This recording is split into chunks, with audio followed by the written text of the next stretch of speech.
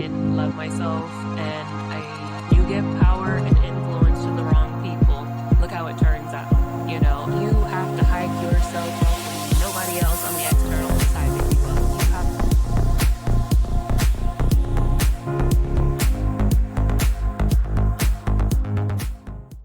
Hey guys, and welcome back to Ascension with V. I'm your host, Stashia Jeanette, and today I'm going to talk about another requested topic that was how to connect more consciously with your spiritual gifts and abilities, how to activate them. A one size fits all. It's not a one size fits all scenario, and I can only tell you what I did that to help me get in touch with mine, and that's it. Anybody that tries to give you here's how you do it and this is the only and right way to do things, I would be leery of, because it's not.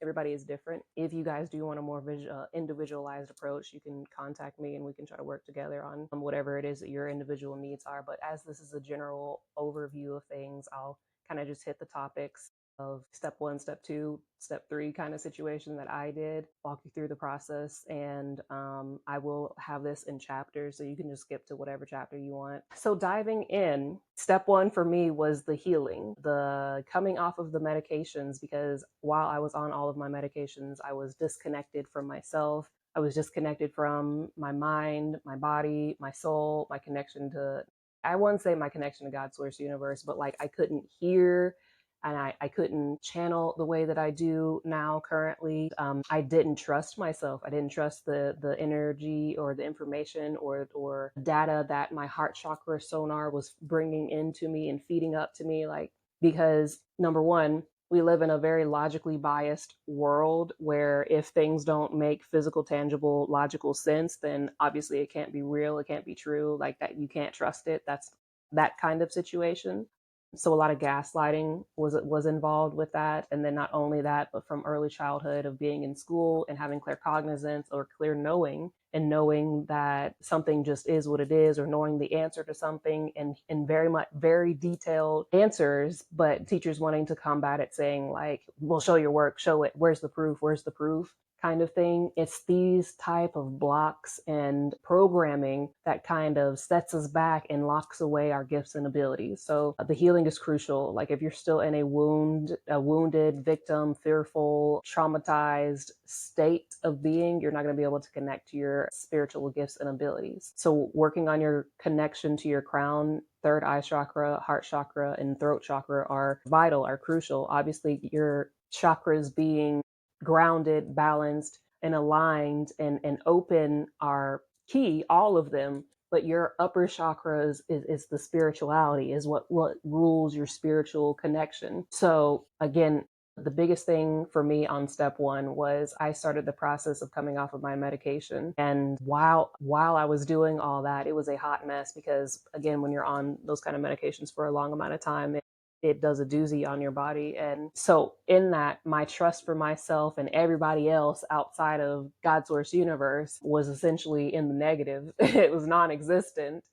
And so whenever I would do like I don't know, like an oracle pull from somebody's deck, because I hadn't made my deck yet, but whenever I pulled like either a traditional Rider-Waite tarot thing, or I had like an oracle deck that I used, I would be very leery of like whatever it was that I got. And then all the things that I would hear were very like fear based and very just like negative. Like it was very negative energy, because that's the state that I was in. And then if I wasn't using cards and I would get intuitive guides or hits on things, like I would be leery and hesitant to follow through on what it was, just because, again, earth makes you doubt and question your spiritual gifts and abilities, because there is no physical, tangible proof on things. As I started doing more and more healing work, and what that looked like for me was a lot of, it sounds so morbid, but it was a lot of dark time. It was like a lot of me sitting in my room, crying, talking to God, source, universe, just sitting on my bed, questioning, journaling, writing a lot, and allowing the things that I was feeling to come through the pen and onto the paper to fully express what it was that I was feeling, because I had it like pinned up. And again, the block was, you can't move past the mental block the all here block. I wish I could show you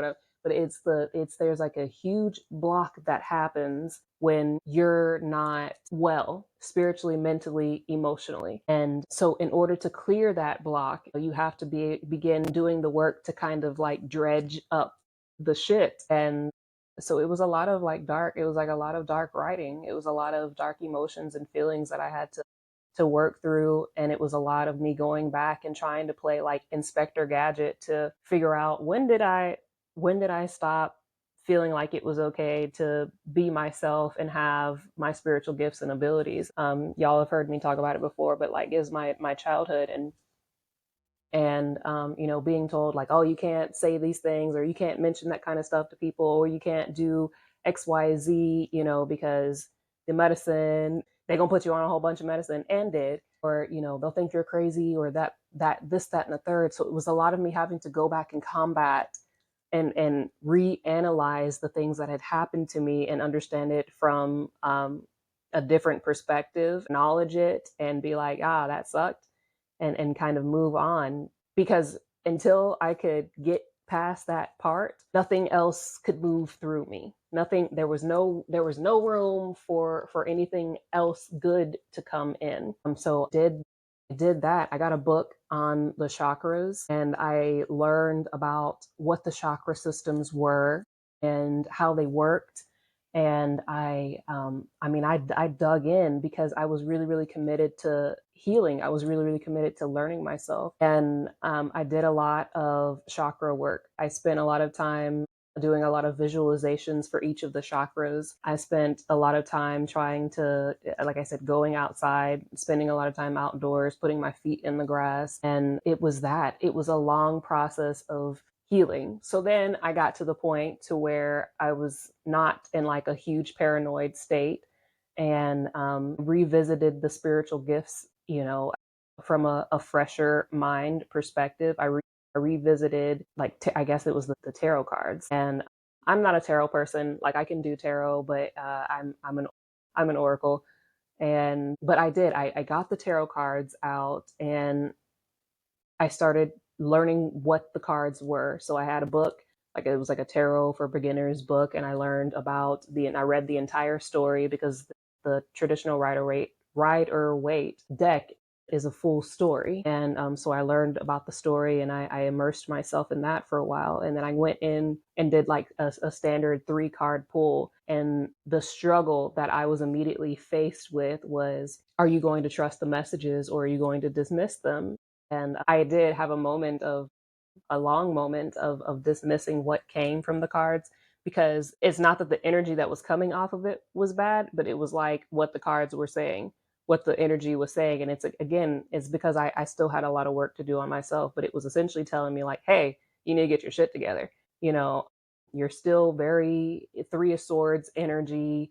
You have like devil card energy out here of like fear and anxiety, but I trusted it, you know, and that was the first time that I was like, okay, we can work with this. But the trust is then, I would say, number 2 on the importance part. If you cannot trust what comes to yourself, if you don't establish a solid connection with yourself, and again, it happened in step 1 with the healing and the shadow work. So they go hand in hand here.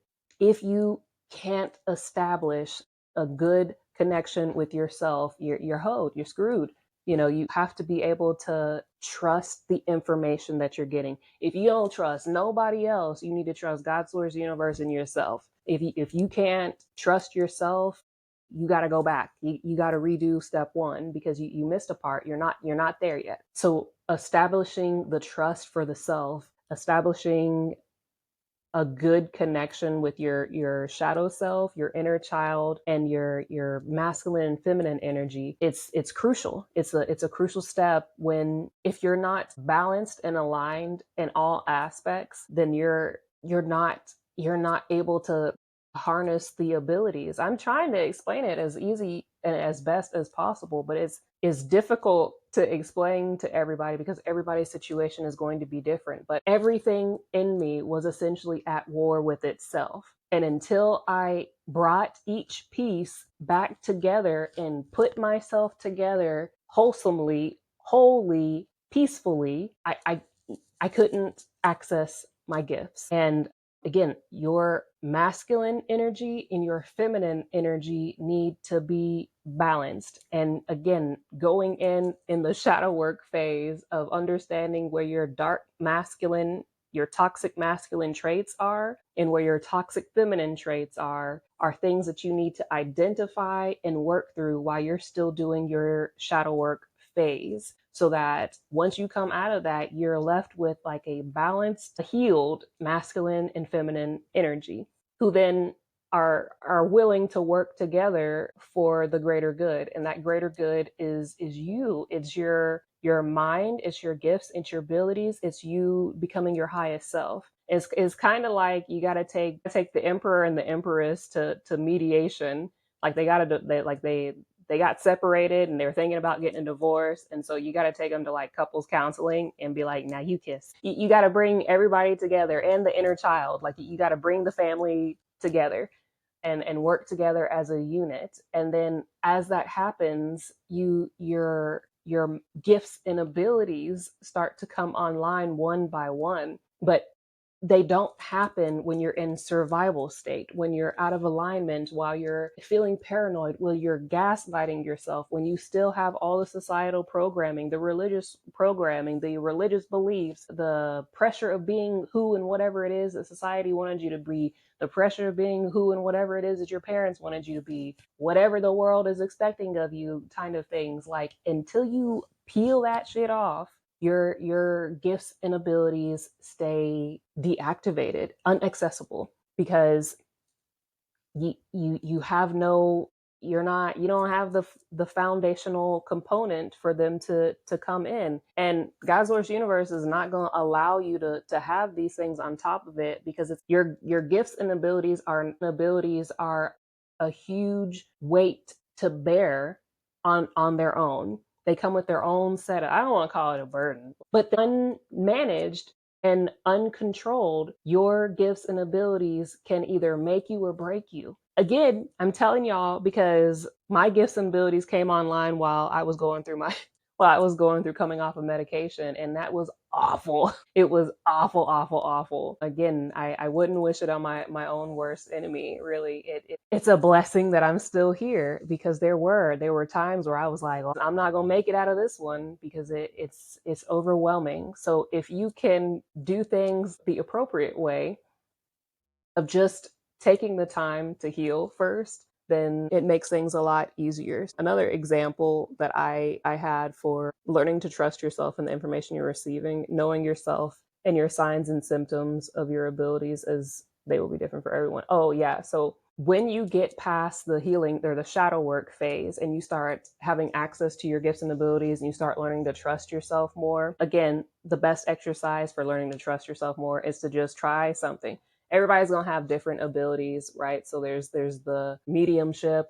I don't do that. I'm not a medium, but that's like the communicating with the spirits or ancestors or the dead, or telepathy, mind to mind communication. Channeling is allowing the divine beings, God, Source, Universe, to speak through you. That's what I do. Psychometry, reading the energy off of energy, reading the energy off of objects. Empathy is feeling others' emotions in your own body. Prophetic dreams, spiritual downloads during your sleep. Energy healing, moving or clearing energy with your hands or frequency. Animal communication, intuitive connection with non-human souls, and astral travel / remote viewing, leaving the body or seeing across time space. So I'm going to go through kind of one by one and talk about these things. Whatever you're feeling, whatever you're pulled to from these, practicing using them is how you're going to establish more trust with yourself on the information that you get from them. So again, for me, channeling,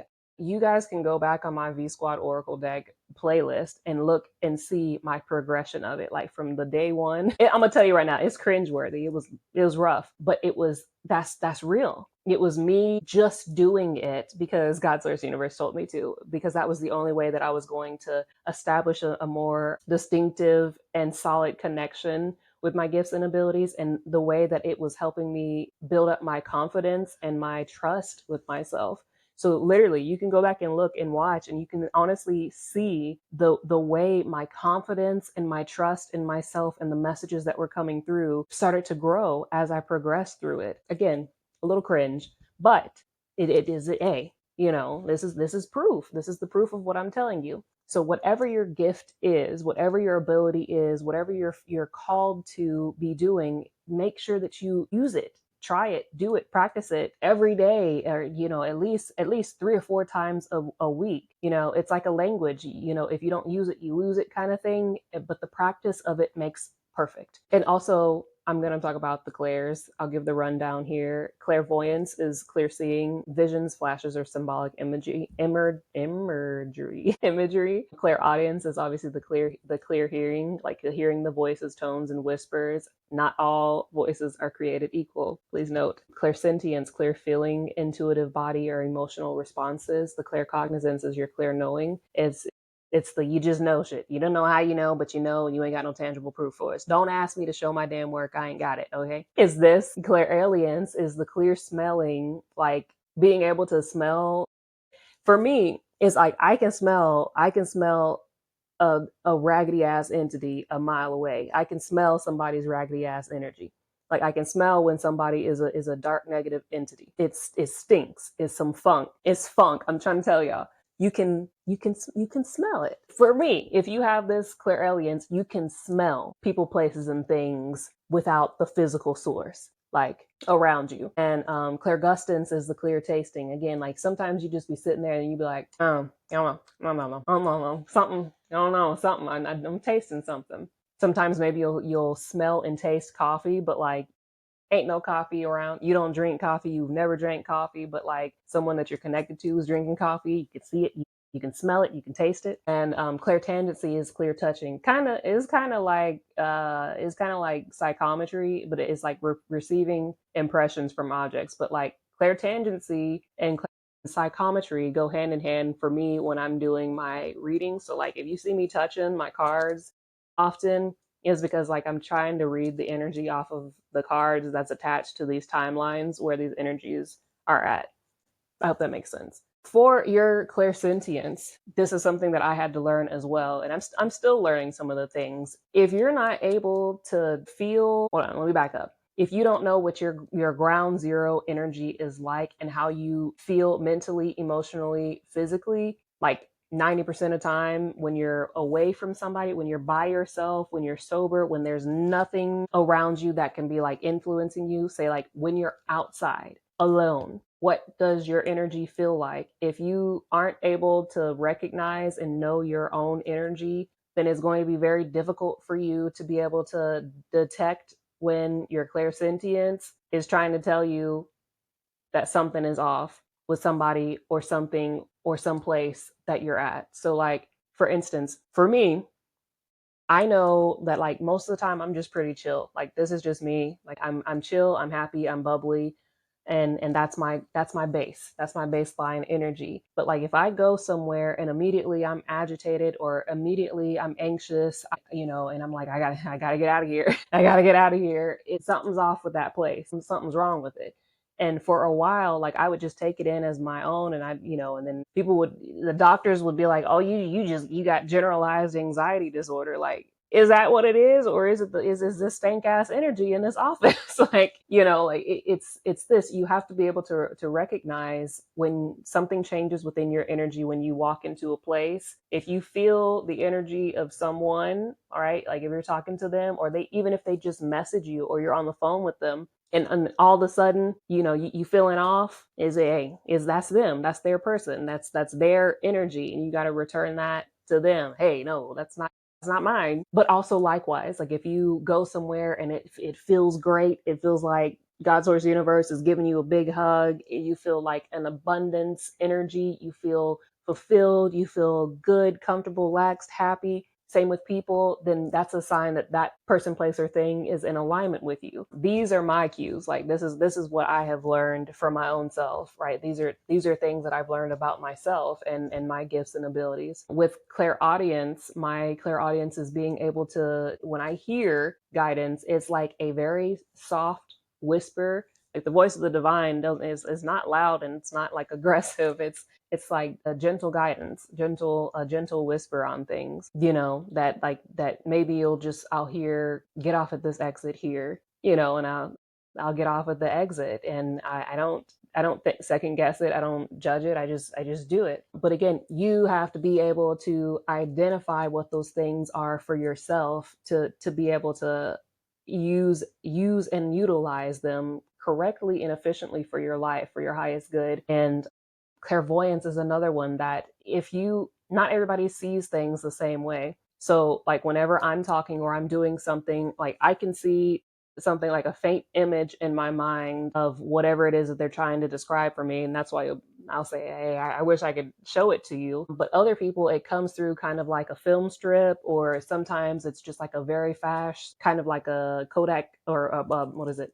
A Polaroid picture image. But it's different for everybody. So again, you have to be able to pay attention and be aware of what is being presented to you for your own gifts and abilities. So the way that you can harness these things is by paying attention to the way that you change after you start doing the healing. So again, you might have, I don't know, you might have claircognizance, and then randomly you'll start just knowing, oh, I got to stop at the store to get X, Y, and Z. And you don't know why you need to go and stop at the store and get X, Y, and Z, but like you just go. Recognize these things in your day-to-day activity, in your day-to-day life, when you are beginning to do these things automatically. Pay attention to when, honestly, once you get out of the healing phase, once you get out of the shadow work phase and you start the healing, that's when you need to pay attention more and more to because like I said, it's different for everybody. It's going to be different for everybody, and I'm trying really hard to hit on everything, but just practice with something. Like for your prophetic dreams, go to sleep. When you are getting ready to go to sleep, make sure that you have your phone by you so you can wake up and put like your notes and whatever it is that you saw in it. But set the intention before you go to bed and say that I will remember my dreams. I will remember my dreams. I will remember my dreams. And then when you wake up, if you remember anything, or if you're going about your day and then randomly the dream comes back to you, stop what you're doing and write it down in your phone. Most of the time people have their phone with them, so that's why I say, put it in your phone. But write it down in your phone or on a note, a piece of paper, because that's important. But the work that comes with your prophetic dreams afterwards is learning what the dreams mean. So learning to decode them, learning to analyze them, learning to take the message from it, because the entire dream is not going to be the message. It could just be like one thing that's in the dream. But the way to practice and activate that one and use it and build it up more is, again, setting the intention before you go to bed that you're going to remember your dreams, and then immediately upon waking, trying to recall your dreams. And you can do this, look around clockwise while saying that I will remember my dreams, I will remember my dreams, I will remember my dreams thing, because doing this activates I forgot what it's called, like essentially the dream recall thing. But that one's a hard one to activate and harness, because again, most people in today's society, when your alarm goes off, like that's it. But I have now carved out, it's a crucial part of my time. Even if I wake up at 4 a.m., I'll be groggy as shit, but I will still force myself to write down what it is that I had the dream about. And what other notes I put in here? Yeah, guys, that's essentially it. I mean, I don't know. I wish I could be of more like detailed help with this, but it's really, honestly, if you have not yet done enough shadow work and healing on yourself, then you're not going to be able to activate all of the things. And I think everyone wants me to tell them like a one way. It's not like an on switch. It's not like a light bulb. It doesn't just, you don't just flip a switch, or you don't just say an incantation. You don't just clap your hands and stomp your feet and it comes on. It's a slow process. It's something that happens over time. And also, I want to caution against this fad of like, I'm going to rapidly activate my kundalini. I'm going to have a thing. Like, it is so dangerous to try and do that, because if you've not done the groundwork and foundation, laid the foundation of doing the healing and getting your mind and your body prepared for your gifts and abilities to come online, then when it comes online, it's going to send you into a mental spiral, because your body's you're not prepared for it. It's almost like throwing you out into the middle of a battlefield, right? Fully, you just woke up, you're just in your pajamas, and all of a sudden you getting airdropped into the war zone. Like, you're not ready, you're not prepared. It is so detrimental to the mind and to the body to try and force your gifts and abilities to come on. It's a glacial, steady, slow and steady process. And again, it happens when you build and establish the connection to yourself and your connection to God's source universe. When you've done enough work on yourself to heal and process out the limiting beliefs, because 99% of the time, guys, it's you. It is you that is blocking your gifts. It's your mind, it's your trauma, it's your beliefs, it's the things that you have not faced and dealt with within yourself, within your energy, within your emotions, within your heart and soul. If you're still out here trying to not be vulnerable, if you're out here trying to not be yourself, if you're out here trying to like keep your heart chakra closed, you will not have access to your gifts and abilities. So it's so important for you to do the work on learning to deconstruct what the world has forced onto you and made you believe, or what you have taken on from family, or what you've taken on from religion, what you've taken on from whatever the case may be. You have got to work through the get to the root of things, and then dig it up and then take it out, because it's doing so much more harm than good. You've got to let go of the things that kept you safe for a time being, but now it's just kind of hoeing you. You have to be okay with this process of not knowing, not having the proof. The logical mind was a beautiful thing when we were still in logical earth, but when you're moving into the higher realms and dimensions, like I tell people frequently, earth is the bottom of the barrel. Literally, you can get no lower than earth, the 3D realm. Everything else, it only goes up from here. So this plane of existence was very much based on like toxic masculinity, the toxic masculine energy, and of logic, of physical tangible proof, of like everything has to be logical, you got to see it to believe it type shit. But this, once you move up, once you start doing the work to move up, that goes by the wayside as outdated thinking. That's an outdated system. So you now have to adjust your hard drive, your system, your mind for the new. But like, you got to do the clean sweep. You got to do the clean sweep to delete out the old, because you don't have enough RAM, you don't have enough storage, you don't have the capacity to hold the new system's update. So doing that, doing the clearing out, doing the process of allowing the new system to take hold and to accept what is, and to be okay with like not knowing. Why y'all want to know so bad for? Why y'all want to know everything so bad for? The need to know the how, the why, the wins, and the trying to force things is very detrimental to this process that we're in. You have to allow yourself to unfold naturally, to go through this process naturally. And it's not the most comfortable. It's going to be difficult. It's frustrating. It's frustrating when you just want to be at the finish line, but like, you got to start the race first, and it's a tortoise race. It's a race of tortoises. There's no fast pacedness here.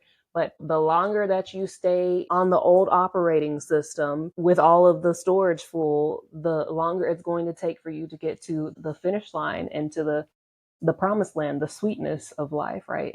But pay attention to where you're being called to. Are you being called to doing remote viewing? Are you being called to doing energy healing? Are you being called to, talking with animals, or whatever it is? Just talk to the plants. Just talk to the plant. Talk to your plant. If you don't have no plants, go talk to one. Go talk to a bush. Talk to the tree. Like they hear you. Talk to the animal spirits. They are there. They do hear you. But plants are a really good one to give you feedback. When you talk to a plant positively, and like you see it grow and glow and be very healthy, like that's a reassurance of like you really doing it. You really talking to them. But you have to be able to practice your craft. Practice your craft and be patient with the process. Please, also, you got to be sober. Y'all gonna get tired of me saying that as well. You got to be sober. As much as the process of doing shadow work sucks, and I know that fifth of Henny is looking good. I know that Casamigos is looking good. I know that Patron looking good. I know that Malibu looking good. I know that Crown looking good. Whatever the case may be, while you're going through the shit, it will hold you back.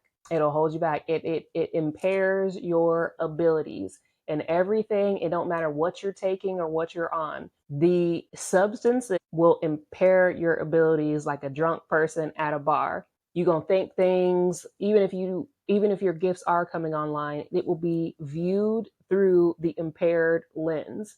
You'll experience things under the influence. Again, if you're on drugs of any kind of sorts, or if you're drunk and you're trying to read cards, it's going to be skewed. Your energy is going to be skewed, and your perception and interpretation of whatever the messages may be are going to come out skewed. You got to be sober. You're going to have to come up off that. You're going to have to come up off that. Look, I'm going to keep it a $100 with y'all. I like always, I say it frequently. Like, I feel slightly hoed because they should have told me when I was approaching the line of no return, because I would have balled out. I would have had one final hurrah and turned the F up. But like, nobody told me shit. I just got past the line of no return, and they're like, oh yeah, so you done already, you can't go back now. Like, so, but the sober life, so they gave me a flashback of something. It was a message I got some time ago when I first started doing the readings, and they were telling me your new life is going to cost you your old life. I didn't know what the hell that meant at the time, but funny how